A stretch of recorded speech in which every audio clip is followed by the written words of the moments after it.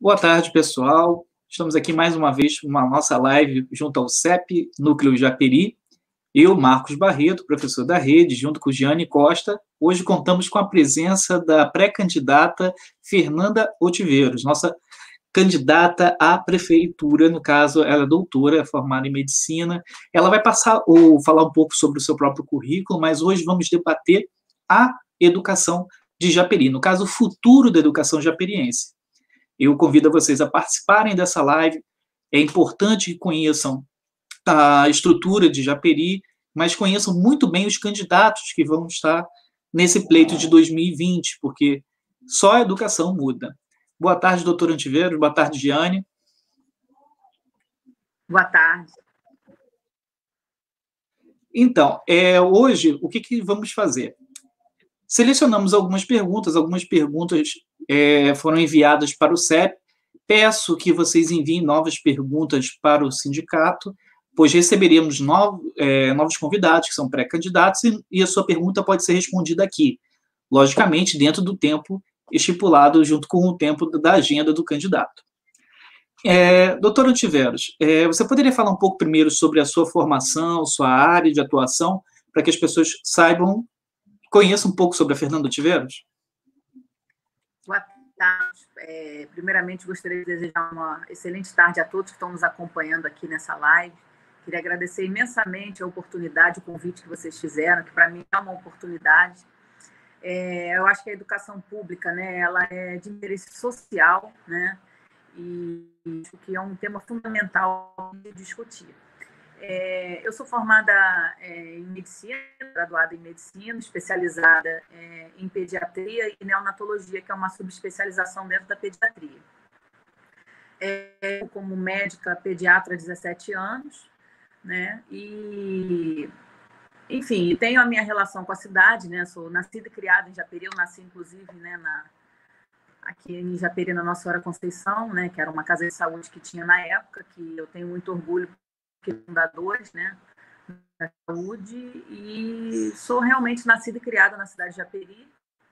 Estudei um período na cidade, depois estudei numa cidade vizinha, que é a Seropédica, né, ali eu fiz hoje o que vocês chamam Fundamento 2, e fiz o colégio de aplicação da Universidade Federal, né, que era o nosso antigo segundo grau, né, hoje é o ensino médio, e depois Faculdade de Medicina. Então, você tem uma vasta experiência dentro do círculo da área da saúde. Sabemos que você tem um projeto voltado para a educação e hoje vamos fazer algumas perguntas relacionadas ao eixo da educação. A gente sabe que Japeri tem uma educação numa situação complicada, né? O estado do Rio de Janeiro como um todo, que é o único estado que não atingiu a meta do IDEB em 2017, tanto no ensino fundamental como no médio, e o município de Japeri figura entre os piores índices do estado no quesito educação. Para você, doutora Otiveiros, ao que se deve os resultados negativos no IDEB e qual ou quais propostas para questionar esse dilema que você pretende equacionar esse problema, ou pelo menos reduzir ou melhorar a educação nesses próximos anos? Bom, eu acho que, falando, né, da cidade, né, Japeri é uma cidade relativamente jovem, né, a gente ainda não chegou nos 30 anos de emancipação, né, completamos 29 anos aí no final de junho desse ano. É uma cidade que eu acho que a gente precisa primeiro entender o orçamento da cidade. A gente tem um orçamento de 270 milhões ano, né, e dentro, né, a gente tem que entender o que é destinado à educação, né? Quase 90 milhões, quer dizer, quase um terço do orçamento da cidade é destinado à educação. Então, eu acho que a gente tem condições, sim, de ter uma educação muito diferenciada do que esse quadro aí que você colocou, né? Que é realmente a realidade. A gente ocupa uma das piores colocações do IDEB do estado do Rio de Janeiro. O Estado Janeiro já tem mostrado, feito seu dever de casa, né, com relação ao governo do Estado. O de Japeri também está acompanhando mais ou menos a péssima gestão do Estado também tem feito, o município também, do meu ponto de vista, também tem feito o dever de casa, né?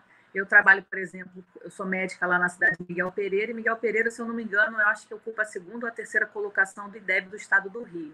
Então, a gente tem uma cidade, por exemplo, na divisa aqui, que tem um resultado diferente. Paracambi, a cidade de Paracambi também ocupa uma colocação, né, bem superior à colocação que o Japeri tem. Então, eu vou muito... acredito muito que a educação precisa de uma gestão eficiente, né, comprometida, porque não adianta também, às vezes, você ter muitos técnicos, mas se eles não tiverem comprometimento. Eu aprendi isso com a professora Ana Jaqueline Braga, que é a secretária de Educação da cidade de Brejo Santo, que hoje tem ocupa a quinta colocação do IDEB do Brasil. Né? Só para você ter uma ideia, né?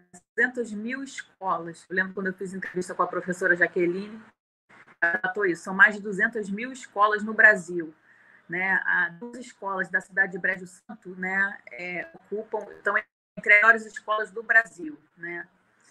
Então, é uma realidade que a gente consegue observar. Por exemplo, eu estou falando de uma cidade do interior do estado do Ceará, né, que consegue hoje ter um desempenho muito bom na educação. Então, eu acredito que a gente tem um caminho a trilhar e que isso depende muito, né, de uma gestão eficiente, né, uma secretaria de educação completamente comprometida, né, em fazer uma boa gestão do orçamento, e acho que o princípio de tudo é a valorização da educação, a valorização de uma forma ampla, né?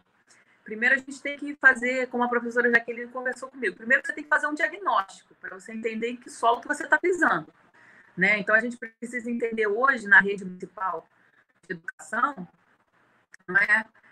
A nossa população educacional que a gente tem na rede, a gente tem que entender qual é a deficiência que a gente tem, a matrícula, né? Hoje, qual é a nossa evasão escolar, né? Falando melhor, quantos alunos a gente tem hoje fora de sala de aula, como é que a gente pode fazer a curto, a médio e a longo prazo para a gente resolver esse problema da evasão. Por exemplo, o Brejo Santo resolveu o problema da evasão em 3 anos, mas eles fizeram busca ativa, eles foram visitar as comunidades e foram atrás dos alunos que estavam fora da sala. A professora Ana que diz o seguinte, Fernando, o problema não é o aluno que está na escola. O aluno que está na escola, graças a Deus, ele já está na escola. O problema maior é o aluno que está fora da sala de aula. Então, você tem que trabalhar com relação à evasão escolar, a gente tem que criar estratégias, né, a curto, médio e longo prazo para a gente resolver o problema da evasão escolar.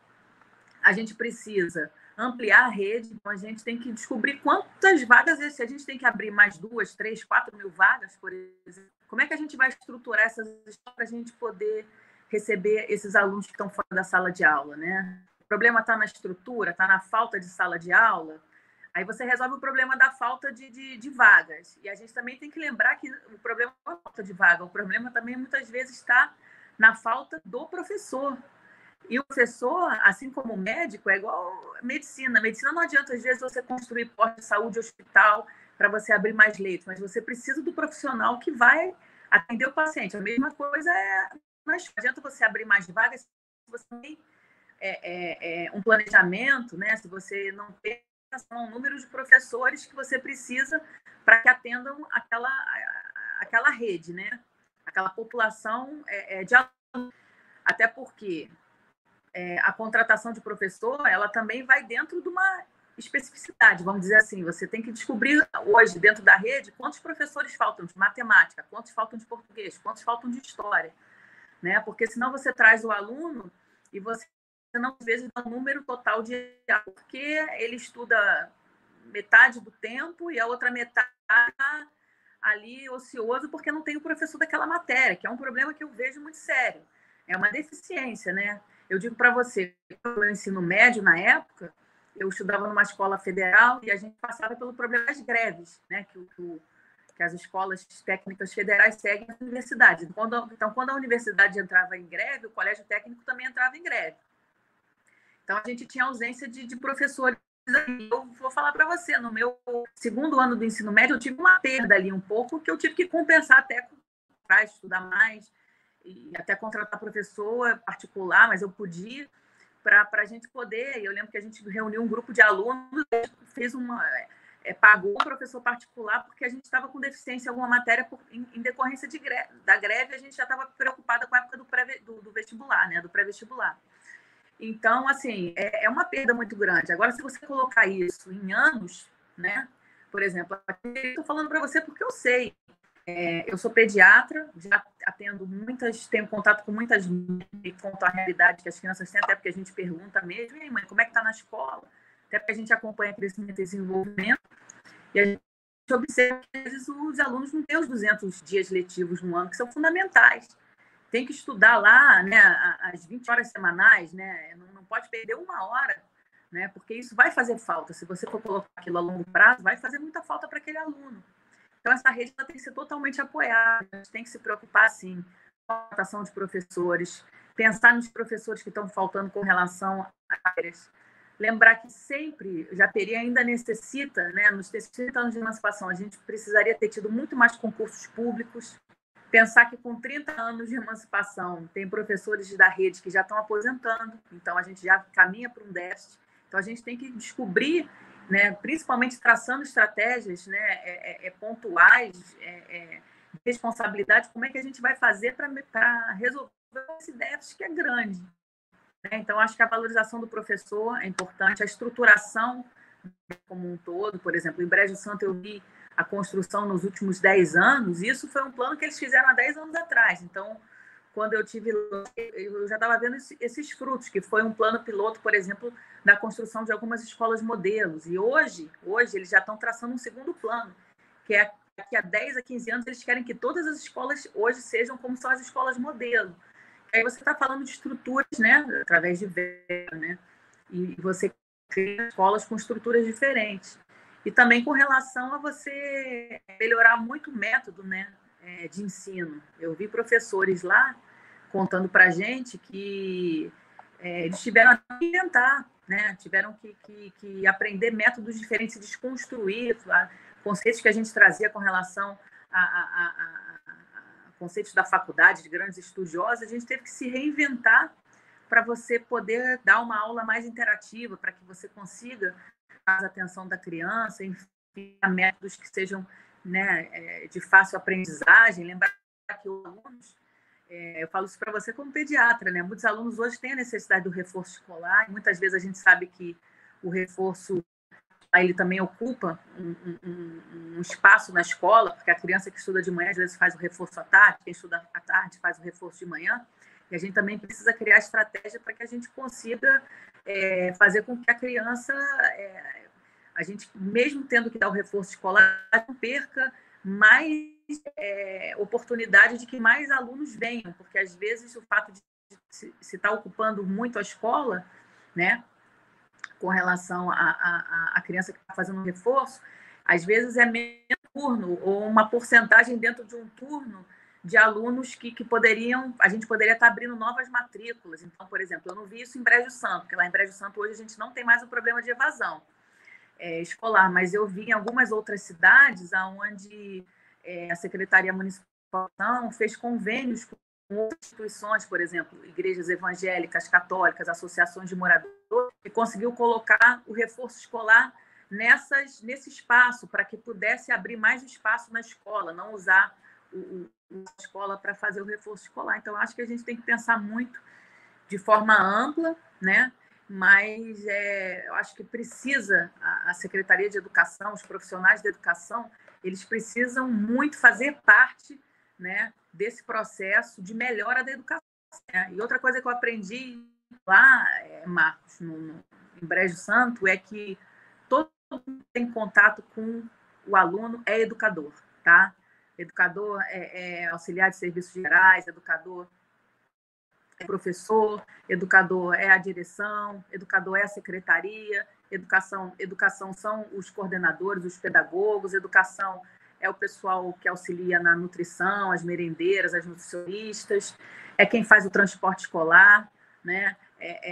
Inspetores, quer dizer, todo mundo em contato com o aluno é educador. Né? Então, eu acho que todos eles precisam ser apoiados, mas também precisam fazer parte dessa rede, né? Que a gente sonha que um dia seja realmente que melhore muito a educação do nosso município aqui de Japeri. Isso aí, doutora. Doutora Fernanda, a gente pega até um conceito emprestado da medicina, para a gente também traz para a educação, que é o conceito de anamnese, que é para quem está ouvindo, para quem está acompanhando aí, que é cidadão de Japeri, a anamnese é esse processo de investigação, esse levantamento de dados sobre o paciente dentro da área médica. Na educação não é diferente. A gente faz o levantamento do histórico desse aluno para entender a trajetória e como vamos conhecer ou, no caso, traçar os objetivos para facilitar a aprendizagem desse aluno.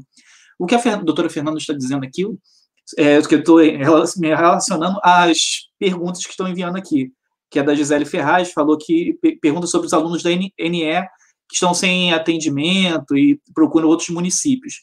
Então, pessoal, como a doutora Fernanda acabou de dizer, ela precisa fazer o levantamento desses dados. Muitos desses dados, que são, no caso, quando muda de prefeitura, precisa ser feito esse levantamento. Então, onde é que existe a maior necessidade de profissionais de educação, onde tem determinados tipos de deficiências de atendimento. Então, é necessário fazer esse levantamento. Primeiro, do erário, para que não seja desperdiçado nem forças e nem o erário público. Então, é preciso compreender como está funcionando essa máquina. Afinal, a Secretaria de Educação, no momento, está com a mesma secretária mais de 2 mandatos. Vamos botar aí, no mínimo, 8 anos.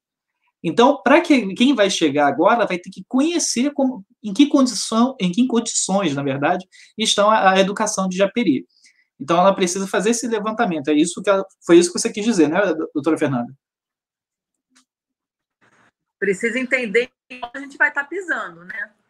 Até para você traçar a estratégia. Por exemplo, o que eu vi lá em Brejo Santo com relação à educação, assim, que me chamou muita atenção, é que lá, se você for numa escola da zona urbana, como se você for numa escola da zona rural que tenha, vamos botar assim, uma distância importante. No mesmo dia e no mesmo horário, todos os alunos daquelas séries estão tendo o mesmo conteúdo. Claro que cada professor ele a sua ensinar. Isso é particular de cada um, né? Isso é self, é próprio. Mas o conteúdo é o mesmo. Então, por exemplo, se um professor ficar doente, qualquer professor que não esteja dando aula naquele momento, mas que seja da rede aqui, da nossa coordenação, no caso da Secretaria de Educação, ele pode assumir essa turma, porque ele sabe qual é o conteúdo que está sendo dado. Porque tudo isso, grama que é feito, né, é uma programação para tudo. Então, o conteúdo ele já é programado durante o ano inteiro. E lá a gente não abre mão dos 200 objetivos. Ela falou, faça chuva, faça sol. Deu até um exemplo, doutora, morre o prefeito da cidade. Os alunos não deixam de ter aula aquele dia. Um grupo vai representar, até brincou, um grupo vai lá no enterro representar. E o grupo que não faz falta na sala de aula. O professor que tem contato com o aluno, ele não pode perder um dia. A gente não abre mão dos 200 dias, né, que tem que ser dado no ano letivo. Então, não se abre mão disso. E com relação também, lá eu vi uma programação grande com relação à aquisição de uniforme, com relação a um calendário mesmo, né? Então, o professor, todo mundo da rede ali sabe a época que vai chegar o uniforme para a rede. Isso é muito importante para os diretores, quem tem cargo de direção. Então, tem a programação para aquisição de uniforme, tem as coordenações com relação ao transporte escolar. Ela falou, o transporte escolar é quase uma subsecretaria, é quase uma nova secretaria de educação, né? Então, com relação ao transporte escolar, isso também é tudo muito bem organizado. Então, conhecimento com relação a como é que são traçadas essas metas com relação ao transporte escolar. Então, assim, eu vi uma coisa assim, muito organizada, muito planejada. Por exemplo, a aquisição de alimentos, tem aquele programa lá que é o PENAI, né?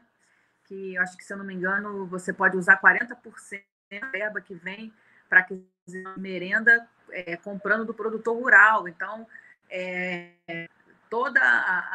quando o produtor rural faz, né, escoa a mercadoria ali, ele tem um grande galpão da Secretaria de Educação o alimento chega, então ali eles fazem o controle de qualidade. Ela falou, eu levanto aqui da minha sala, né? A gente não pode ficar na zona de conforto, eu levanto aqui da minha sala e vou e acompanho essa merenda que está chegando, que é a merenda que vai para o prato do aluno. Né? Então, eu vou ver se, por exemplo, se o maracujá tiver volta, se tem uma quantidade murcha, volta, vai ficar só o maracujá bom. Porque eu ainda brinco com o produtor. Eu falei assim, só daria essa merenda aqui para o seu filho? Não, então eu também não dou para o meu aluno. Então, assim, eu vi um cuidado ali, uma dedicação, que é algo que realmente eu acho que precisa. E eu vi aquilo na rede pública, então aquilo me animou. Eu acho que o Brasil, o estado do Rio, Japeri, assim, eu acho que quando se tem dedicação, se tem proatividade, tem vontade de fazer, né? Ela até brinca, a gente fez uma live, ela falou assim, não adianta ter a faca e o queijo na mão, tem que ter vontade de comer, né? Aí faz uma diferença muito grande. Então, eu acho que quando você tem esse espírito, essa proatividade, essa vontade de ver as coisas acontecerem, eu acho que muda realmente os conceitos, isso muda a mentalidade e realmente isso, no final, ele dá um produto final muito bom.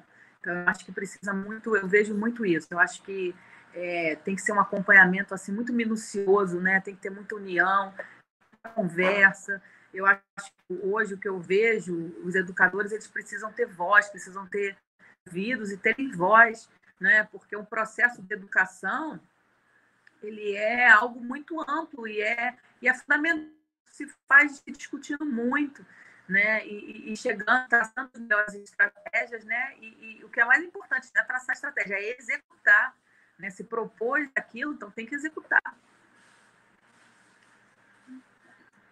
Certo, doutora. Então, só para dar prosseguimento, em relação também às perguntas que estão sendo feitas, segundo os dados do IBGE de 2019, teve os dados de 2010 e tem os recentes de 2019. A cidade de Japeri apresenta um quantitativo populacional superior a 100 mil habitantes nesse momento. No entanto, Japeri não dispõe de creches que atendam a população adequadamente. Como você pretende equacionar esse problema, visto que também há muitos profissionais se aposentando?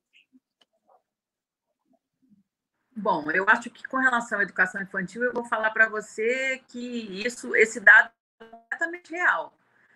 A gente já passa de mais de 110 mil habitantes. A gente tem dentro da educação, né, a população que está hoje ali na educação infantil, né, está falando com relação às creches ali que você pega desde os berçários, né, até o maternal, e a educação infantil que pega aquela parte do pré, né? Chama também com relação ao aluno da pré-escola. A gente tem um déficit muito grande de matrículas para esse segmento. Eu digo que, né, a gente está falando de uma população de mais de 110 mil habitantes e a gente, se eu não me engano, a gente tem só 4 creches no município. A gente tem uma lá no São Jorge, a gente tem uma no Alecrim, a gente tem uma outra creche ali, se eu não me engano, no Delamare e Santa Amélia. A gente tem também uma creche lá em Santa Amélia. E a de Nova Belém, porque você sabe, o município de Japeri tem praticamente 2 distritos, né? Japeri e Engenheiro Pedreira. É bem maior, né, do que Japeri. Engenheiro Pedreira está praticamente 65% da população está lá em Engenheiro Pedreira e 35% aqui em Japeri. Então, você tem 3 creches lá, 4 creches lá, se eu não me engano, a do Delamare também estava, não sei se eu estou passando uma informação errada, mas ela estava com dificuldades até de continuar funcionando. Eu não lembro por quê, não sei se é com relação à questão da violência lá, mas eu sei que é um número baixo de alunos na creche do Delamare. E uma em Japeri, se eu não me engano, a verba foi liberada no início desse governo, vamos botar 2017, começou a construção da creche, e essa creche não conseguiu ser inaugurada. Foi uma creche que teve problemas aí, acho que com relação à transparência, né? Enfim, teve seus problemas aí. E não conseguiu ser inaugurada ainda. Né? Então, a gente precisa hoje, eu vou falar, eu acredito que a gente tem hoje com relação à educação infantil, eu acho que a gente hoje tem mais do que o dobro de creches que tem. Se hoje a gente está falando em 4, já deveriam ser 5, se a da Nova Belém tivesse sido em nada, eu acho que hoje a gente precisa ter o dobro de creches que tem. né? Só que a gente tem que lembrar que a gente tem um orçamento interessante, 90 milhões, né? Então, eu acho que a gente tem condições, sim, de construir mais creches e a gente tem que assumir essa responsabilidade de abrir matrículas, né? Educação infantil. E a creche, para mim, tem que ser em tempo integral. Por exemplo, a Prefeitura do Rio, né, alegando que tem muito déficit com relação à vaga também para infantil, então faz creche que funciona em 2 turnos. Eu acho que isso não contempla o que uma creche precisa, né? Que realmente é tempo integral, porque ali você tem 2 questões. Uma é a necessidade da família de ter um espaço para receber a criança. A gente está falando, né, hoje de mães que são muitas vezes chefes de família, e quando não é a única chefe de família, ela participa ativamente com relação na renda da família, a renda que vem do marido e da esposa também, que é importante ali para que some ali a renda total da família. Então, são pessoas que... A gente também está falando de uma cidade que praticamente é dormitório, né? Então, as pessoas saem de madrugada e voltam no final da tarde para a noite. Então, socialmente, já é importantíssima para apoiar essas famílias, principalmente essas famílias vulneráveis. E com relação também ao papel que a creche tem, né? Que é de acolher, de cuidar, enfim, e de capacitar, né? Quando a gente fala aí em educação infantil, a gente tem que lembrar que é uma parte importante, onde você vai trabalhar ali cognição, você vai trabalhar ali toda a parte motora da criança, e fora a criança pequena, essa criança de berçário, é uma criança que precisa de cuidado ativo, né? Eu vi lá em Brejo Santo, por exemplo, lá na educação infantil, bebês, acho que praticamente de 3, 4 meses já estão no berçário, né, dessas creches. Então, se precisa investir, e aí eu vou falar com relação a realmente estruturação, aí você tem que construir uma creche dentro dos padrões que são exigidos de segurança, né, com relação à questão sanitária, enfim. E realmente trazer os profissionais, porque os profissionais da educação, eu acho que eles são profissionais até muito diferenciados, né, muito especializados, porque eu acho que nem é todo mundo que tem o perfil dentro da educação para trabalhar com educação infantil. Eu estou tirando um pouco pela medicina, que na medicina o pessoal fala que os especialistas mais diferenciados são quem cuida de grávida, de gestante, é o obstetra, o pediatra, né, que cuida de criança, e quem faz geriatria, que cuida do idoso. Não é? Porque dependendo do profissional que você tem, até dentro da medicina, o pessoal tem medo hoje desse público, vamos botar assim, né, o bebê muito pequeno e o idoso, né? Porque sabe que são a população de maior atenção. Então, eu acho que na educação também, hoje, o profissional que trabalha na educação infantil, ele é um profissional muito especializado, então a gente precisa ver quantos professores hoje você tem dentro da rede para a educação infantil, saber que a gente tem que assumir o compromisso, que a gente tem que aumentar essa oferta de matrícula. Eu acho que se pensar, por exemplo, numa nova creche que a gente vai construir creches próximas à estação do trem, por isso, em algumas cidades, porque muitas vezes as mães passam ali naquele horário e voltam no final da tarde para a noite. E profissionais realmente, né, fazer novos concursos e contemplar, aí vai ter que ver realmente a necessidade, né, de quanto se precisaria hoje, né, no concurso público, já pensando em fazer concurso público para que a gente consiga trazer para a rede profissionais de educação infantil, realmente colocar o dinheiro da educação dentro da educação, né, porque se a gente hoje, se eu não me engano, a conta mais ou menos que a gente faz pela nossa população escolar, a gente tem hoje, em média, entre R$450 e R$500 por aluno, né? O que o orçamento contemplaria por aluno seria isso. Se a gente colocar para a realidade de Japeri, a gente está falando das escolas particulares aqui, né? Então, se as escolas... Doutora Fernanda, só para pontuar aqui, porque a gente está recebendo muitas informações, muitas perguntas aqui ao lado, e assim, é que as pessoas, alguns chegaram depois e não entenderam que a sua proposta é trazer esse modelo de Brejo Santo para Japeri.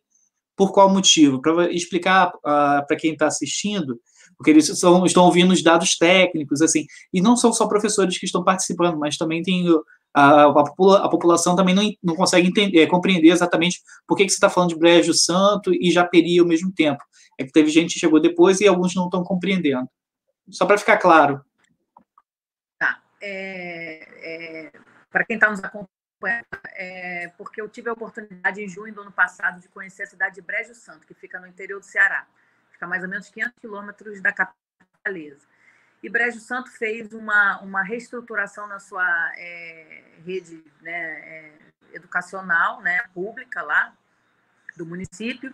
E em 10 anos eles subiram mais de 100 posições no IDEB. Hoje eles têm o 5º IDEB do Brasil. Então, quer dizer, entre as mais de 200 mil que existem no Brasil, Brejo Santo, 2 das escolas de Brejo estão entre as 100 melhores escolas do Brasil.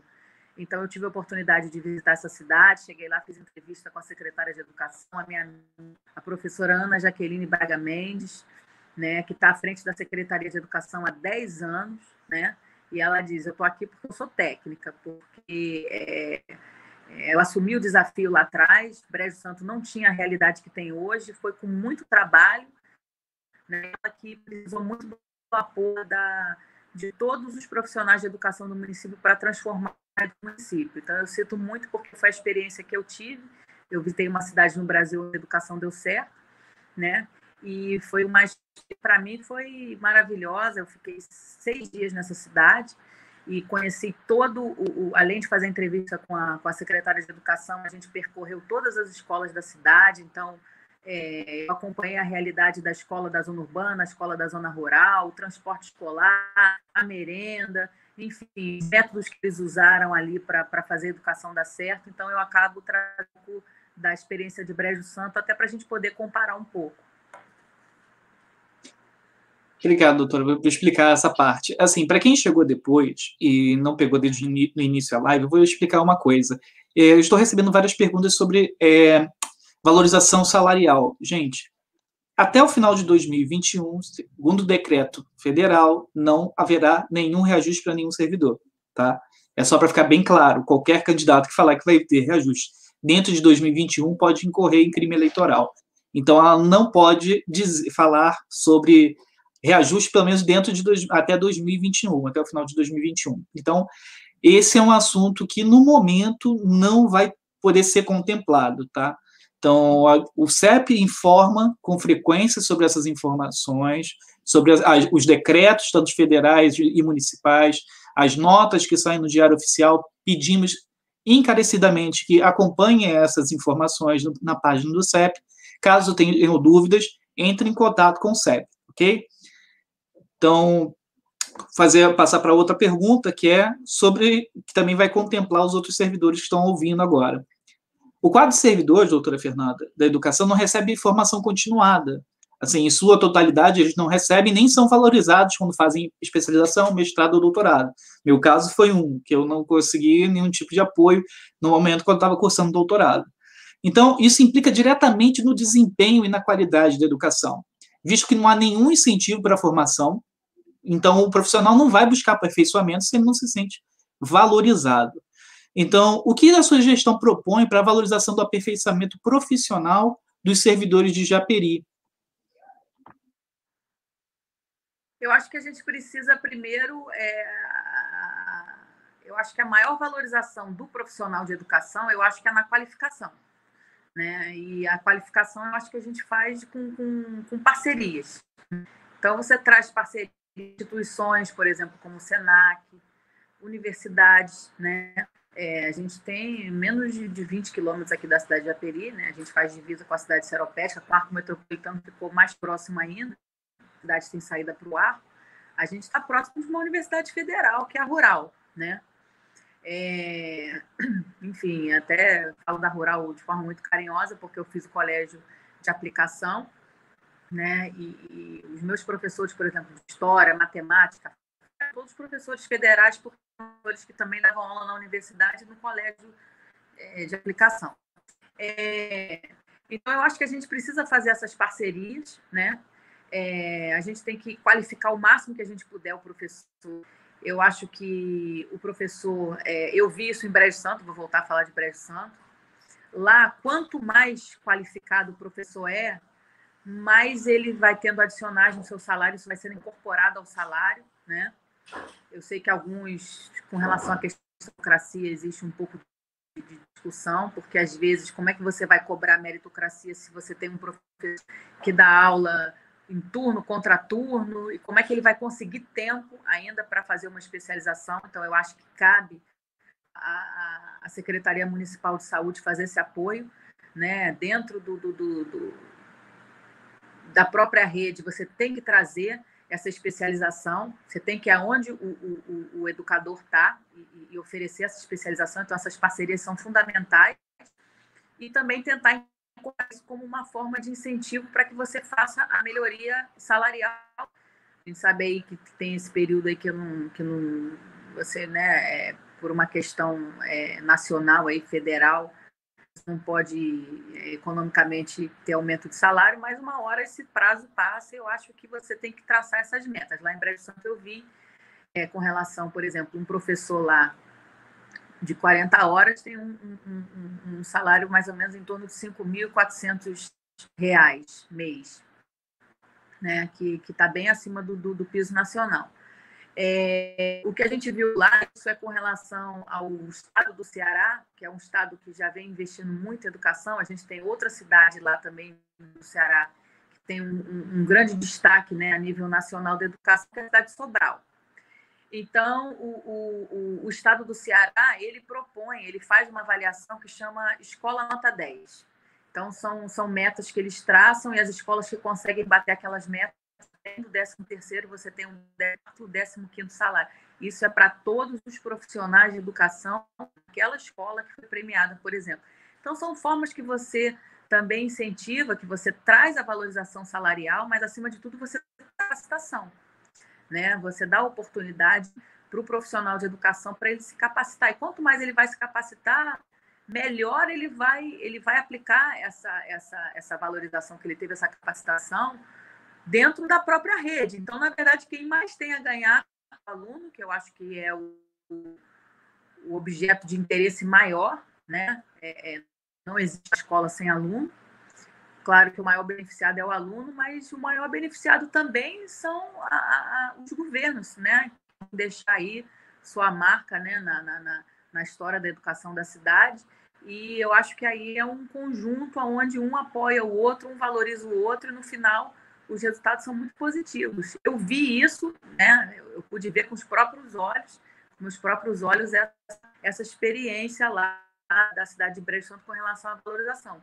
Tanto é que lá na cidade, né, eu conversando com os professores, enfim, os outros também educadores, vamos dizer assim, todo mundo que trabalha dentro da municipal, e eu perguntei para eles se eles pudessem resumir uma palavra, o que eles se sentiam com relação à educação da cidade de Brejo Santo, né, onde eles eram concursados ali, que a maioria dos professores lá e outros educadores são concursados.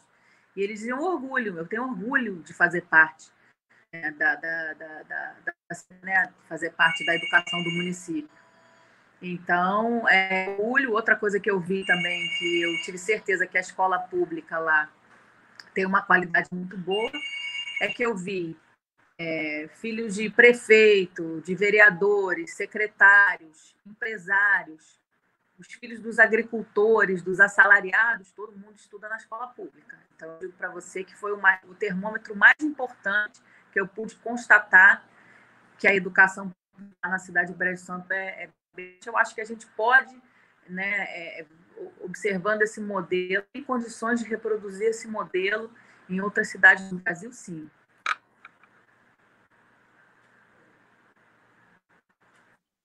Então, é exatamente isso que a gente precisa, assim, ouvir dos candidatos, são propostas consolidadas. É que muitos professores estão enviando perguntas aqui, mas, gente, entenda que esse é um projeto de educação, e isso também faz parte dos professores também mandarem perguntas para o CEP, porque nem todas as perguntas vão ser respondidas aqui. Eu espero que a doutora Fernanda Ontiveros venha mais uma vez conversar com a gente sobre educação em pauta, porque no momento a gente está convocando todos os pré-candidatos. Por que pré-candidatos? É porque a candidatura ainda não foi, de fato, lançada. Então, peço um pouquinho de paciência dos nossos servidores, dos nossos colegas, dos cidadãos, que entendam que ela está falando sobre uma proposta de educação, trazendo de uma proposta vitoriosa, exitosa no Ceará, em Brejo Santo, e trazer para Japeri porque a população é parecida. E também em questão de recursos são similares. Então, a gente precisa entender que esse projeto, trazendo para cá uma proposta, mas ainda muito ainda a ser caminhado, e eu preciso que vocês enviem perguntas para mim para a próxima live, tá? Porque a gente vai ter esse contato direto, e essa é a primeira de muitas lives que vão acontecer, e eu acredito que a doutora Fernanda, sendo eleita, ela vai conversar com a gente, pelo menos com o CEP, que seja uma vez no mês, ou uma vez a cada 2 meses, para falar sobre educação, isso. E até o pleito, ela também pode vir conversar com a gente também. Então, doutora Fernanda, eu agradeço muito a sua participação. A gente tinha programado 20 minutos, estamos em 40, mas, assim, eu agradeço muito a sua participação, a nossa coordenadora Giane também. Pessoal, mandem perguntas, porque só a educação pode mudar com a participação de todos. Doutora Fernanda, pode dar uma última palavra para quem nos assistiu? Agradecer muito, né, a todo mundo que participou. Eu sei que dúvida mesmo.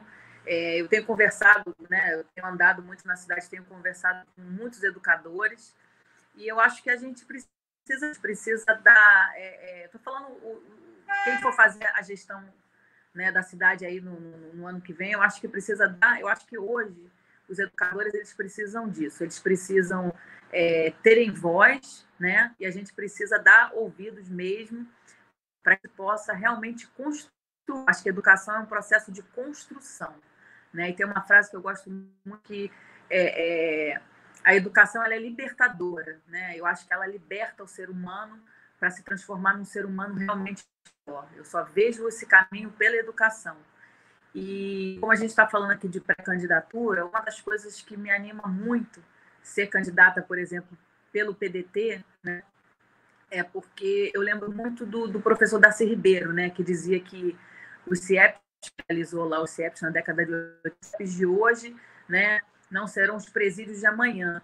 Então, a gente hoje precisa, né, tirar essas algemas, essas amarras e realmente construir esse município que precisa crescer, desenvolver. Eu vejo muito a educação trilhando, apesar de ser médica, né, eu vejo um caminho de sucesso para Japeri que precisa ser trilhado pela educação. Muito obrigada, tá? A nossa diretora Giane, ela está sem áudio, porque ela não está sem o microfone, mas está ouvindo tudo e está escrevendo, está respondendo aqui. Mas, assim, pessoal, muito obrigado por ter participado. E entendo, eu para a doutora Fernanda, eu agradeço a participação mais uma vez, mas o grande detalhe é que a gente precisa desse contato. Os prefeitos, futuros eleitos, precisam ter contato com a base, precisam ter contato com a população, com os servidores. Só assim a gente pode alinhar os discursos e, no caso, tornar a nossa função mais exitosa. Gente, uma boa noite para todos. E quem quiser deixar perguntas na próxima live, a arte vai estar lá e vocês vão comentando, deixando as perguntas. Nem todas vão ser respondidas, porque não dá tempo, mas a gente vai fazer o possível dentro da agenda dos candidatos, tá? Um abraço a todos, beijo, até mais.